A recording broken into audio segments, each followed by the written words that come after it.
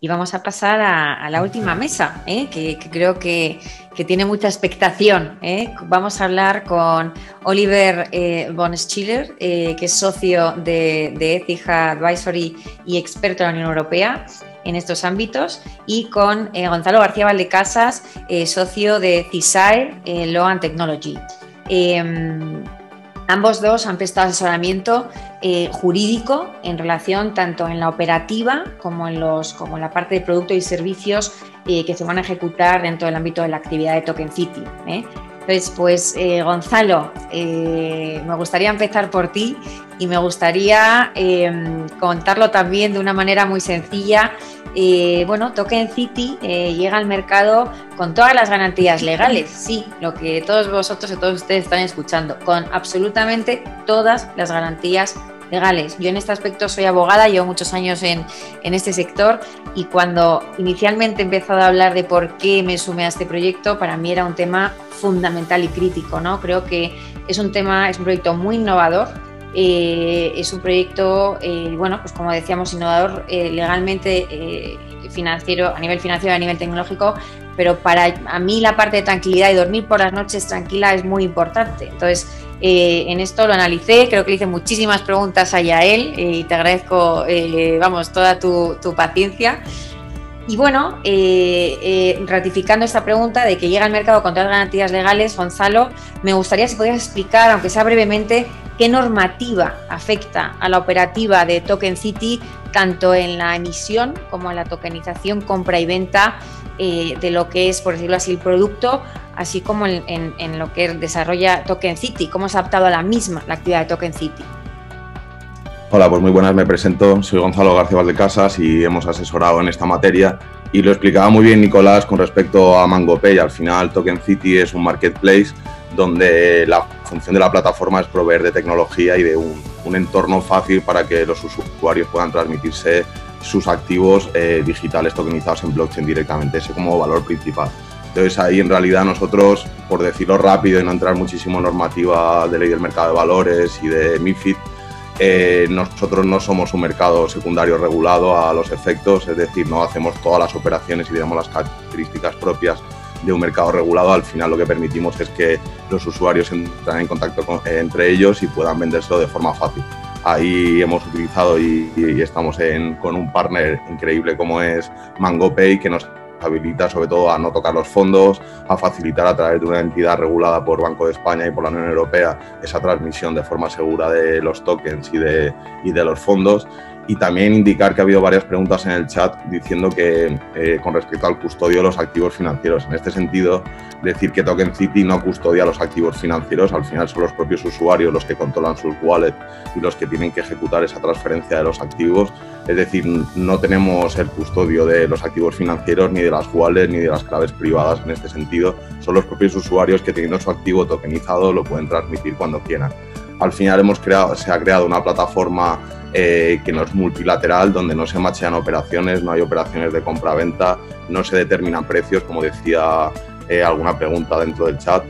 Son los propios usuarios los que determinan el precio que quieren vender y cómo quieren venderlo y cómo lo negocian con su contraparte o con la otra persona. Y al final pues nos posicionamos un poco como un proveedor de servicios de la sociedad de información, un intermediario a los efectos de los artículos propios de la ley, donde proveemos de tecnología y facilitar toda esta operativa. Al final, para poder sacarle rentabilidad a blockchain, había que facilitar otros elementos aparte simplemente de la tokenización de los activos. En este sentido, al final, como no estamos aplicados con cierta normativa, se nos puede excluir de la ley de blanqueo de capitales. Pero como decía ya él, bien, y José y Nicolás, al final nosotros hemos decidido que aquí hay un control financiero, es donde se transmiten activos y dinero, y hemos decidido de propio mutuo aplicarnos la propia ley de blanqueo de capitales, utilizando todos los métodos de onboarding, identificación y de medidas de diligencia debida, sobre todo basándonos en la nueva normativa MiCA y en la quinta normativa de blanqueo de capitales, que aunque realmente nosotros no hacemos propiamente las actividades desarrolladas en la quinta directiva, sí que vemos que en los considerandos del reglamento MiCA se intenta que todo este ambiente de criptoactivos y blockchain esté regulado por blanqueo de capitales, y no lo aplicamos directamente porque creemos fielmente que dentro de poco se nos aplicará directamente esta normativa. También he visto ciertas preguntas en relación a la parte de tipos de inversores acreditados y aquí a veces hay algunas confusiones en materia de cómo categorizar un inversor en una PFP, en un marketplace o en la emisión de tokens. Estamos hablando de ámbitos diferentes, pero se tiene en cuenta sobre todo en materia de inversores profesionales e inversores minoristas, toda la regulación, así como que se tiene en consideración toda la parte de productos no complejos que aporta la nueva MiFID II de cara a esta evaluación. Luego, con respecto a la emisión de productos financieros o lo que podrían llamarse valores negociables a los efectos de la ley del mercado de valores, pues desde Adventuri se ha tenido un gran expertise en esta materia para saber cuándo se debe aplicar o no el artículo 35 o cuándo se tiene que ir de la mano de una ESI para poder emitirlos, y se asesora un poco en la tokenización de los activos a los clientes para que sepan la metodología exacta de cómo hacerlo para que no haya ningún incumplimiento legal. Al final son ellos los que emiten el token y nosotros les ayudamos en toda la parte de la tecnología, así como de la configuración un poco de por dónde tiene que ir esa emisión. Luego, por otro lado, también hemos evaluado todos los riesgos asociados a transferencias de dinero, a transferencias de identificación de los usuarios y sobre todo a la volatilidad del mercado o no. Al final no se nos aplica, pero como dicen las propias normativas o el soft law de Europa y de la CNMV, intentamos aplicar todos los protocolos habidos y por haber para poder crear un espacio seguro y que no haya ningún problema. Por eso vamos acompañados de MangoPay y nos aplicamos toda esta normativa así directamente para que podamos transmitir, porque al final tenemos que facilitar y dar confianza a los usuarios de la plataforma para que la puedan utilizar y sea un entorno seguro donde transmitirse todos esos activos. Entonces, no sé si hay alguna pregunta más específica con respecto a la normativa o queréis que se entre en algún detalle exactamente, Rocío, no lo sé. En grandes rasgos lo has explicado muy bien y te agradezco porque se ha entendido perfectamente. Y ahora, si os parece bien, vamos a pasar a finalizar con Oliver. Oliver, como decíamos, socio de Écija. Y bueno, nosotros estamos ahora mismo cerrando, Token City está cerrando una ronda de financiación y bueno, con el recelo que ha podido generar la experiencia en años anteriores, la mala experiencia que ha habido con las ICOs, así como otro tipo de figuras del sector cripto, Oliver, ¿qué le dirías a un inversor respecto a la seguridad jurídica de la operativa de Token City y de los usuarios de Token City? Buenas tardes, Rocío. Buenas tardes, Yael. Se me oye bien, ¿no? Espero. Nada, básicamente creo que es un cambio de paradigma muy importante. Al final las ICO casi que nacían casi con ese halo de Deep Web casi, de la desregularización por la desregularización y, como bien han indicado todos mis predecesores, el horizonte de Token City es justamente el contrario, ¿no? Es dar transparencia, dar seguridad, identificar a las personas. Lo que venimos es a cambiar la capacidad, digamos, sobre todo de los propios inversores de intercambiar sus participaciones, de diversificar sus carteras, de tener liquidez inmediata y no tanto sacar el dinero de debajo de las almohadas o de los colchones, ¿no? Que quizás es una de las experiencias que ha habido un poco más con los ICOs. Y que bueno, pues es otro entorno, ¿no? Al final estamos hablando que las STOs representan activos reales, subyacentes y por lo tanto es otra historia.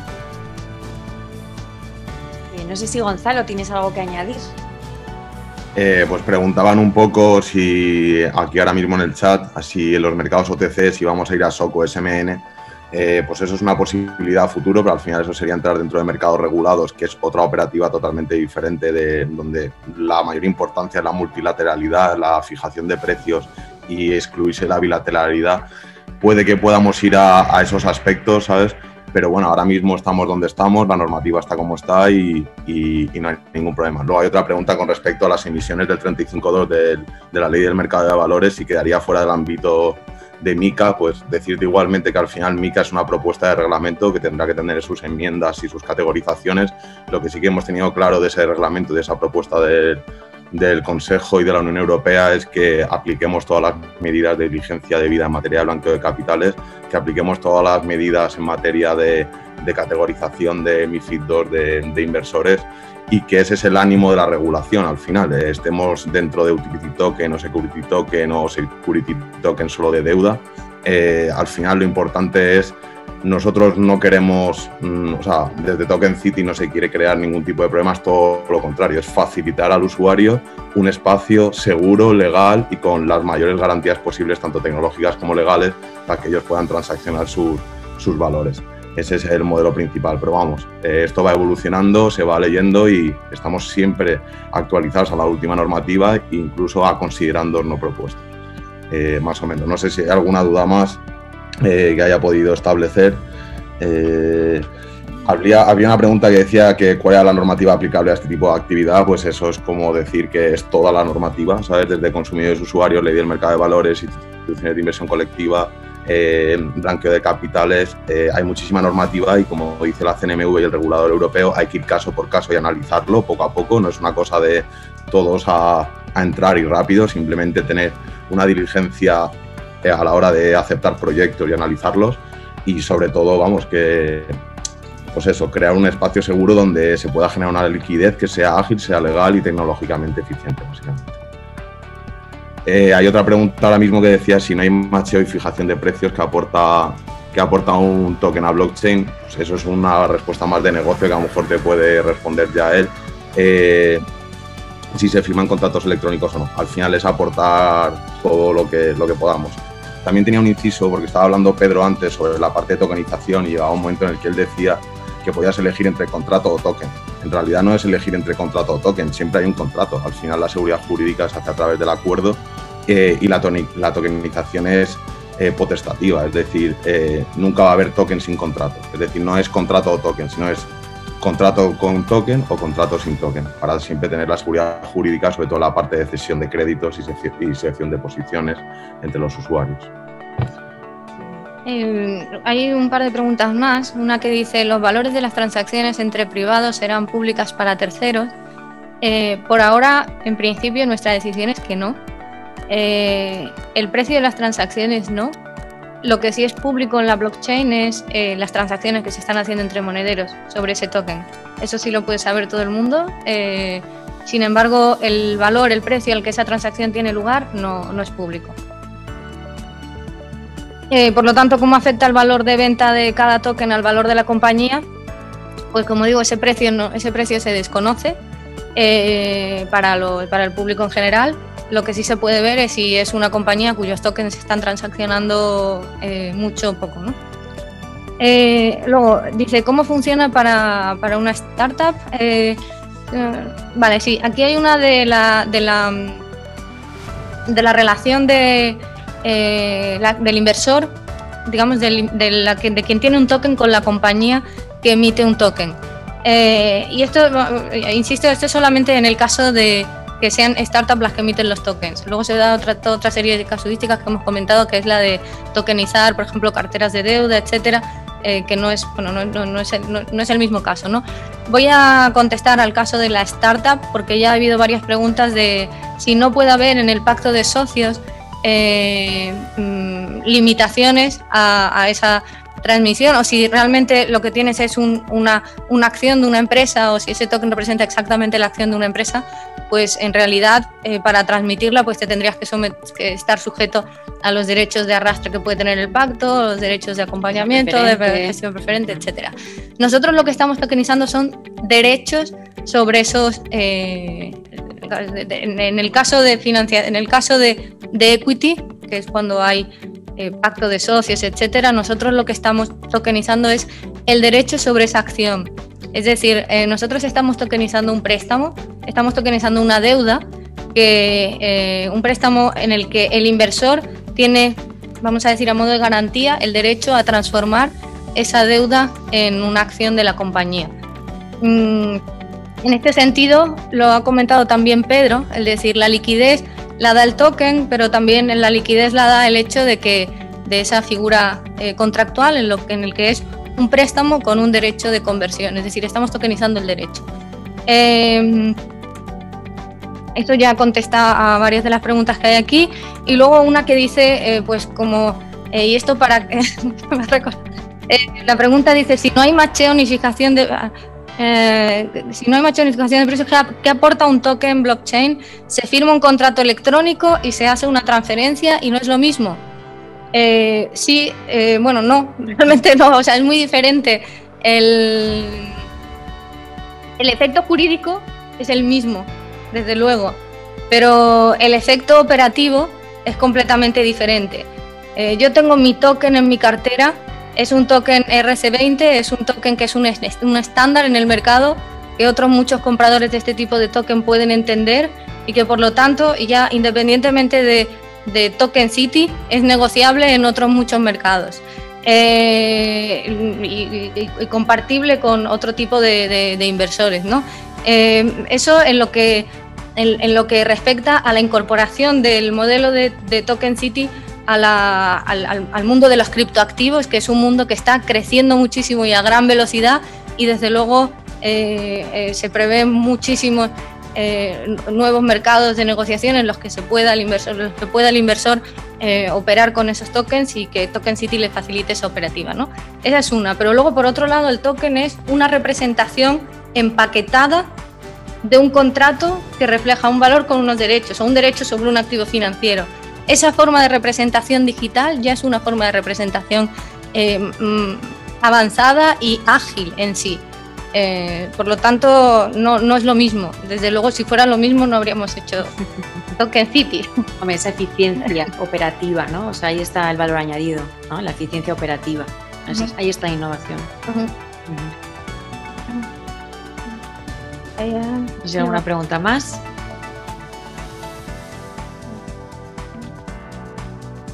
Bueno, un poco más de lo... Bueno, si no, de todos modos, quería agradecer a todos los ponentes que han compartido con nosotros pues, el día tan especial que supone para Token City, lo que es el lanzamiento. Creo que ha sido una jornada muy completa. Por un lado, pues explicándonos Yael qué es Token City, el origen, etcétera, etcétera, y luego los diferentes casos que hemos tenido, ¿no? O sea, como comentaba Yael, al final en Token City se ofrecen pues los servicios de creación de tokens, que ahí está la parte pues de creación en esa primera emisión llamada Security Token Offering, y para eso hemos tenido el caso de Nicolás y han comentado también Fernando y Pedro desde el punto de vista de la inversión. Luego, efectivamente, pues esa segunda parte de creación es la tokenización de activos financieros ya existentes, y Javier Mera, pues la verdad es que el acuerdo que se ha llegado con él respecto a tokenizar esa cartera de deuda hipotecaria es otro gran ejemplo respecto a perfil de cliente.